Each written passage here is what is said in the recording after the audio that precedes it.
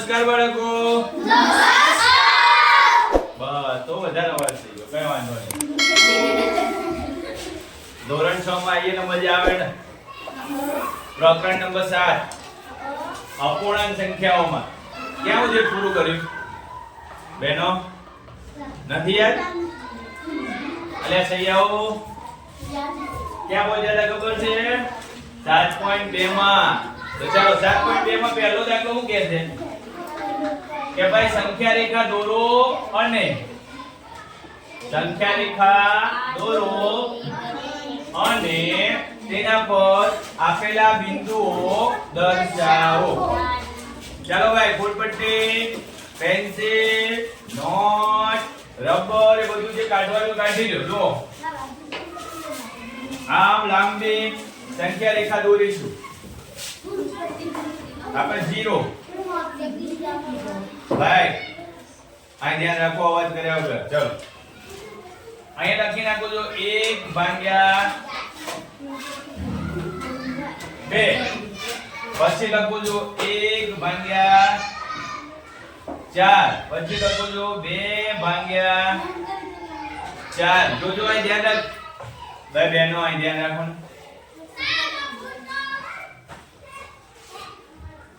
ફરીથી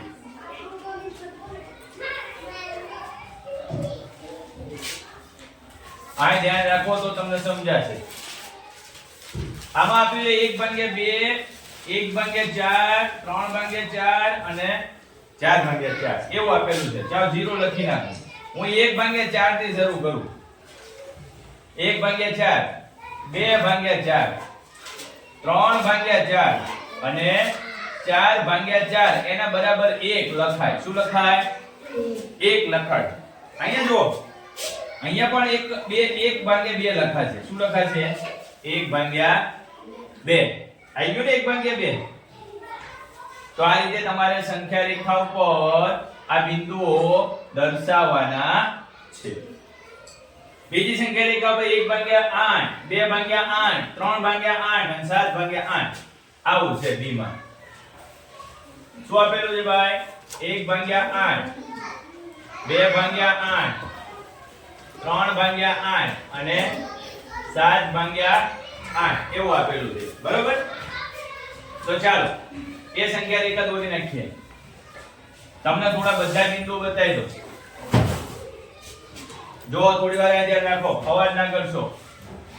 0 આ લખી નાખો. 1/8,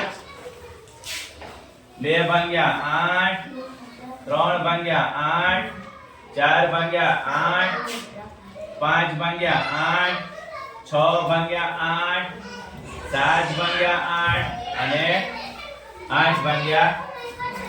ઓય ઓય ક્લાસમાં પૂછો તમને કોણે બહાર કાઢ્યા? ક્લાસમાં જવા દો.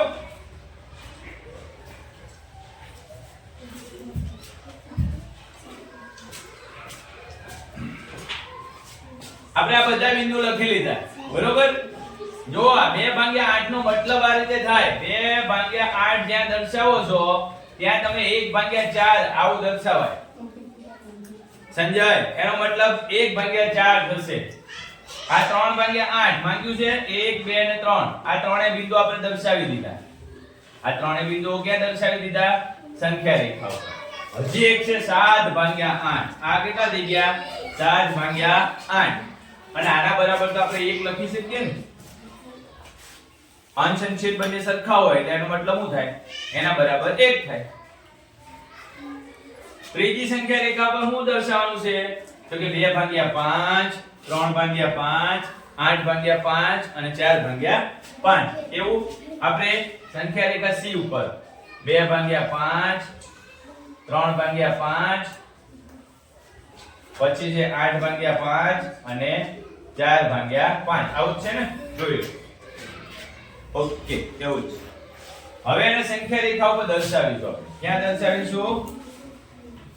સંખ્યા રેખા ઉપર દર્શાવીશું. બધા અંદર અંદર વાતો કરવામાં ધ્યાન રાખ્યા વગર એ થોડી વાર ધ્યાન રાખો.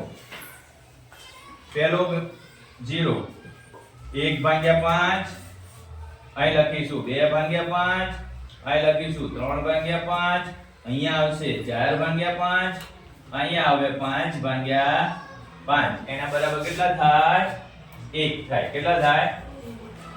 પછી 6 ભાગ્યા 5, 7 ભાગ્યા 5 અને 8 ભાગ્યા 5. આપણે જેટલા બિંદુઓ જોતા હોય ને એટલા સુધી સળંગ લખતા જાઓ, એમાં કઈ ચિંતા કરવાની જરૂર. કેટલા બિંદુ જોઈએ? 2 ભાગ્યા 5 આ રહ્યું, 3 ભાગ્યા 5 અહીંયા છે રાજુ, 4 ભાગ્યા 5 એ પણ અહીંયા છે, અને વચ્ચે 8 ભાગ્યા 5 પણ આપ્યું છે, તો એ અહીંયા છે. ક્યાં છે? જે જગ્યાએ સંખ્યા રેખા પર દેખાય ત્યાં ટપકું કરીને ઉપર મોટું રાઉન્ડ કરવાનું રાખો, એટલે સીધું દેખાઈ જશે. અને તમારું શું થશે? જવાબ. ચાલો આ દાખલો થઈ ગયો પહેલો. બીજા દાખલામાં શું કહેવા માંગે છે ભાઈ? તો કે મિશ્ર અપૂર્ણાંક દર્શાવો. મિશ્ર અપૂર્ણાંક મેં હમણાં જ કીધું તમને. શું કીધું? કે એક આખી સંખ્યા હશે અને બીજી અપૂર્ણાંક સંખ્યા હશે, એ બંને ભેગા. તો જો આની વાત કરીએ, આ ચકેડું આખું છે ને, એટલે આ બે લખ્યા ને, આ એક અને આ બીજું, આ બે બગડા લખ્યા એ બે છે, અને આ કેટલો ભાગ છે? અડધો ભાગ. કેટલો ભાગ છે? અડધો ભાગ છે. તો અહીં લખ્યું છે અડધો. બંનેનો મતલબ શું થાય? તો કે બંને થઈ જાય 1 2 3 4 અને 5 છે ને, 5 ભાગ્યા 2. બંનેના ભાગ કેટલા થઈ ગયા? 5. એટલા માટે એને લખાય 5 ભાગ્યા 2. મિશ્ર અપૂર્ણાંકને દર્શાવવા માટે તો કે જે અપૂર્ણાંકનો અંશ છેદ કરતા મોટો હોય એના અશુદ્ધ અપૂર્ણાંક કહેવાય.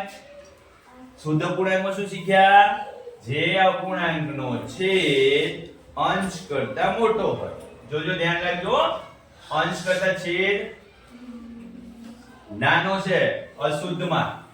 અહીં એવું લખ્યું છે અંશ છેદ કરતા મોટો છે. પહેલા શું લખવાનું? અંશ છેદ કરતા નાનો છે. શુદ્ધમાં એવું લખવાનું, અને અશુદ્ધમાં શું લખવાનું? આ બતાવ્યો એ પ્રમાણે. તો જો અંશ મોટો અને છેદ નાનો, તો અશુદ્ધ અપૂર્ણાંક થયું. મિશ્ર અપૂર્ણાંકમાં શું ધ્યાન રાખવાનું છે? બંને વસ્તુ આપેલી હશે, અશુદ્ધ અપૂર્ણાંક આપેલું હશે અને એક પૂર્ણ સંખ્યા પણ આપેલી હશે.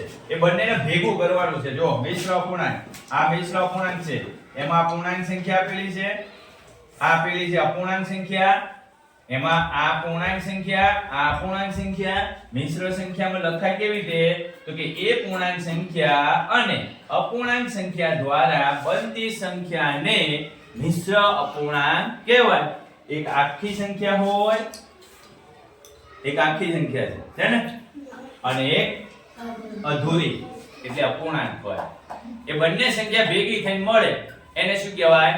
મિશ્ર અપૂર્ણાંક કહેવાય. હવે એની ઉપર દાખલા ગણીએ. ચલો, નીચે આપેલા મિશ્ર અપૂર્ણાંકને સ્વરૂપમાં દર્શાવો. નીચે આપેલા અપૂર્ણાંકને મિશ્ર અપૂર્ણાંક સ્વરૂપમાં દર્શાવો. ચાલો, એ આ ધ્યાન રાખજો ભાઈ સંજય. 20 ભાગ્યા 3 છે. મિશ્ર અપૂર્ણાંકમાં દર્શાવવા માટે પહેલા તો ભાગાકાર કરતા આવડવું જોઈએ. 20 ભાગ્યા 3. જ્યાં સુધી એનો ભાગાકાર થાય ને ત્યાં સુધી 3 ના ઘડિયામાં જો 20 એ 20 આવી જતા હોય તો આખે આખો છેદ ઉડી જાય. પણ 20 આવતા નથી. ભાગાકાર કરવામાં હંમેશા યાદ રાખવાનું કે જે સંખ્યાનો ભાગાકાર કરવાનો છે ને, ઘડિયો બોલતા એનાથી નાની સંખ્યા લેવાની. 3 નો ઘડિયો બોલો છે 3 6 18 2 આ જે સંખ્યા આવી ને એ સંખ્યા આપણે મિશ્ર અપૂર્ણાંકમાં બતાવવાની છે. કોની મિશ્ર અપૂર્ણાંક બતાવવાનો છે? છેદમાં શું છે? 3. છેદમાં કેટલા છે? 3. જવાબ શું આવ્યો? 6. અને ભાગાકાર શેષ કેટલી વધી? 2. એટલે મિશ્ર અપૂર્ણાંક કેમ લખાય? 6.2. કોના બરાબર લખ્યું આપણે? તો કે 20 ભાગ્યા 3 એની બરાબર આ લખ્યું આપણે. બીજો દાખલો,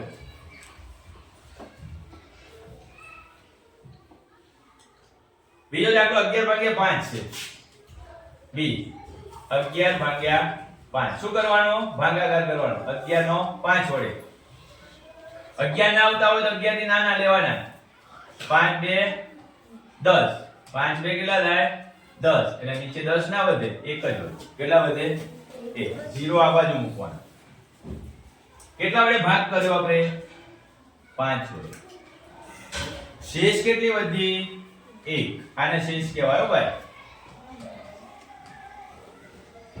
શેષ કેટલી વધી 1 જવાબ કેટલો આવ્યો 2 2 કે લખવાના આવે 2.1 પંચમાંશ કોનું આના બરાબર હવે c માં કેટલા જવાબ છે તો 17/7 છે c 17/7 છે આમ 17/7 કરીશું 17/7 7 નો ઘડિયો ક્યાં સુધી બોલવાનો 17 આવે ત્યાં સુધી 17 ન આવતા હોય 7 તરી 21 થઈ જાય 17 નથી આવતા તો 17 થી નાના 7 2 14 કેટલા વધ્યા 3 ભાગાકાર કેટલા વડે કર્યો તો છેદમાં 7 વડે જવાબ કેટલો આવ્યો 2 શેષ કેટલી વધી આ પડી ખબર આ મિશ્ર અપૂર્ણાંક કેવા છે કોનો 17/7 ડી માં કેટલો જવાબ આવશે 28/5 આપણે ડી ગણીએ 28/5 જોજો 28 નો ભાગાકાર કરો 5 વડે 5 નો ઘડિયો બોલો 28 સુધી 28 5 ના ઘડિયામાં આવતા નથી તો 5 5 25 28 થી નાના કેટલી શેષ વધી 3 ભાગાકાર કેટલા વડે કર્યો 5 વડે કર્યો ભાગાકાર જવાબ શેષ કેટલી આવી 3 એટલે અંશમાં છેદ શેષ લખવાની જવાબ કેટલો આવ્યો 5 એ 5 ક્યાં લખવાના અહીંયા તો આનો મિશ્ર અપૂર્ણાંક શું થાય 28/5 નો 5.3 પંચમાંશ બરોબર પછી શું છે તો કે 19/6 છે શું છે ભાઈ 19/6 છે ને ભાગાકાર કરો ચલો 6 3 18 કેટલો શેષ વધી 1 કોના વડે ભાગાકાર કર્યો 6 શેષ કેટલી વધી 1 જવાબ કેટલો આવ્યો 3 પછી શું છે 35/9 35/9 એટલે 35/9 9 નો ઘડિયો 35 આવે ત્યાં સુધી 9 એટલે 9 9 2 18 9 તરી 27 9 ચોક કેટલા થાય 36 થાય એટલે 9 તરી 27 લેવા પડે એટલે કેટલા વધશે 8 બરોબર કેટલા વડે ભાગ ચલાવ્યો 9 વડે શેષ કેટલી વધી 8 જવાબ શું આવ્યો 3 જે જવાબ આવે છે ને એને સામે લખવાનું એ આખો કહેવાય બરોબર ઓય બે જાને અંદર ક્લાસમાં બેસને અરે ક્લાસમાં બેસો બધા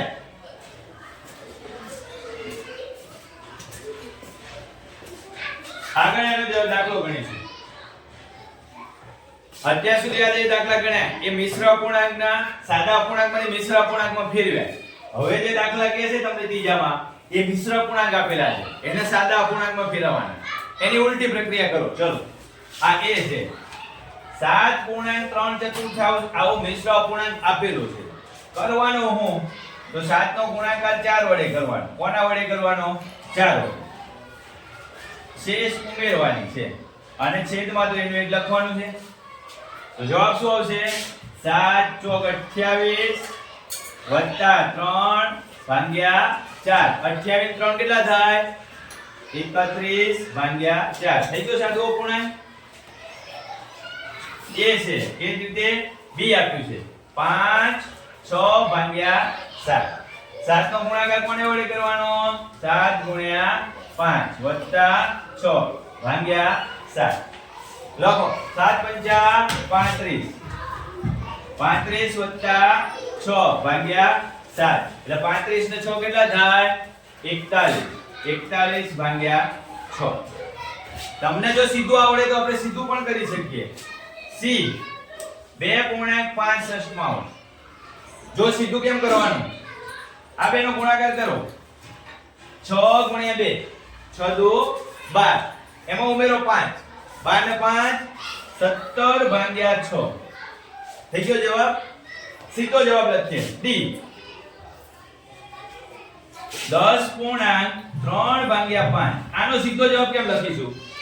તો કે 5 દાન 50, 50 વત્તા 3 એટલે 53 ભાગ્યા 5. ડી પછી શું આવશે? ઈ. ઈ માં શું છે? તો કે 9.397. આનો ડાયરેક્ટ જવાબ લખીએ. 7 ગુણ્યા 9, 7 9 63. 7 ગુણ્યા 9, 7 9 63. 63 વત્તા 3 એટલે 66 ભાગ્યા 7. છેલ્લો જવાબ આવ્યો F. છેલ્લો શું આવ્યો? F. કેટલા છે? 8.4 ભાગ્યા 9. કેટલો જવાબ આવશે ભાઈ? 8 ગુણ્યા 9. 8 9 જોજો બધા ઘડિયાનો ઉપયોગ છે.